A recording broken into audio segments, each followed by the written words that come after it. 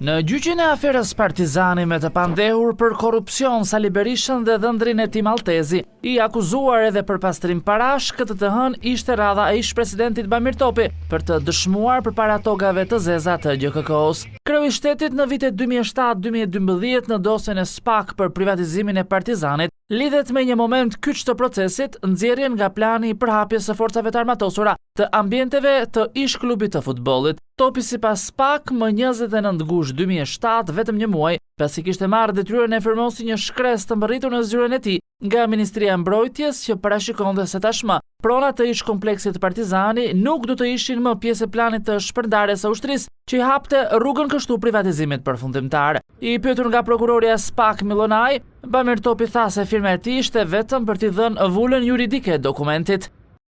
Plani për hapjes ishte një veprim politik që vinte nga Ministria e Mbrojtjes dhe një plan teknik që vinte nga shtabi i përgjithshëm. Tekun vinte vetëm për t'u përmbyllur juridikisht.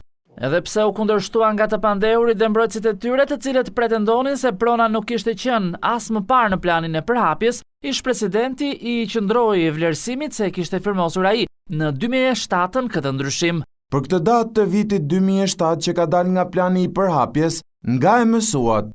Ka qenë një prezantimi bërë te presidenti, ku kanë qenë edhe ekspertë të NATO-s. Presidenti mund të bëjë ndonjë pyetje.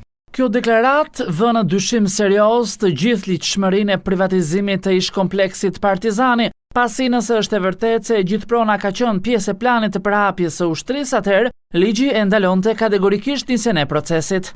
Në fund, ish-presidenti e bëri të qartë përpara GKK-s pozicionin e tij për privatizimin e asaj prone shtetërore.